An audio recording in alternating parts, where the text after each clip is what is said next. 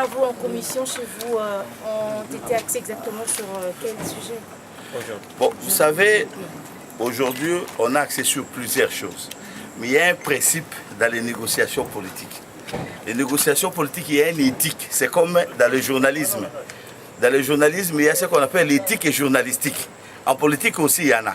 Quand vous êtes encore pendant les négociations, avant d'arriver dans les résultats finaux, on ne donne pas les détails.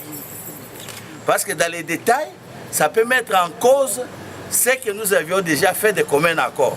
Alors, ce que moi je peux dire aujourd'hui, vous, en tant que les convoyeurs de l'information à notre peuple, et que les choses sont en train d'y aller dans la direction voulue par l'Assemblée de notre peuple, et je crois que d'ici, nous sortirons avec des résultats responsables auxquels notre peuple trouvera son compte. C'est dans ce sens-là qu'on peut dire à ce stade. Puisque vous parlez des solutions responsables au niveau du peuple, est-ce que ces peuples peuvent attendre plutôt une solution positive avant les 19 et les... Très positive, parce que nous-mêmes, que ce soit vous journalistes et moi-même au Lengankoy, on fait partie de ce peuple-là. À quand la fin de ces travaux? Mais moi, je ne suis pas le pouvoir organisateur. Le pouvoir organisateur, ce sont les prêtres catholiques. C'est eux qui peuvent vous dire, en tout cas dans les circonstances actuelles, c'est eux l'oméga et l'alpha. Et ils savent comment ça a commencé et quand est-ce que ça doit terminer. Président, cette situation, elle va, maintenant, la solution va à pas de torture, à pas de diable, tel que vous le voyez. Dans les négociations, il n'y a pas question de pan de torture. Les négociations, il faut aller en fonction du résultat. Il ne faut pas aller vite pour cogner tête dans le mur. Il ne faut pas aller en retard non plus parce que le peuple attend. Mais il faut donner des réponses appropriées au moment voulu.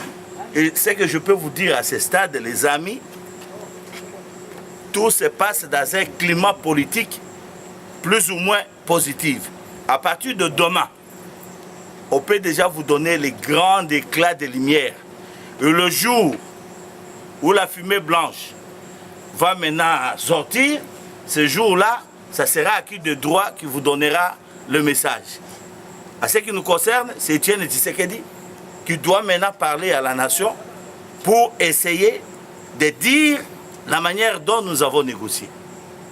1,8 milliard de dollars que demande la CENI. Qu'en pensez-vous? Bon, vous savez, les histoires d'1 milliard de la CENI, de tout ça là, ce sont des chiffres politiques. Dès que nous terminons tout ce que nous faisons ici, vous allez attendre que ces chiffres-là vont diminuer. Parce que ce sont des chiffres qui étaient à un moment donné pour porter handicap aux élections. Maintenant, on n'est pas, vous comprenez, on n'est plus dans l'étape des élections. Vous connaissez le mois passé, l'autre en septembre, ce qui s'est passé. C'est parce qu'il n'y a pas eu élection. Alors maintenant, on est dans les négociations politiques. C'est à travers ces négociations que nous allons donner des résultats positifs à l'ensemble de notre peuple. Les amis, ne soyez pas pressés. Nous ne sommes pas venus ici pour brûler les Congos. Nous sommes venus pour sauver les Congos.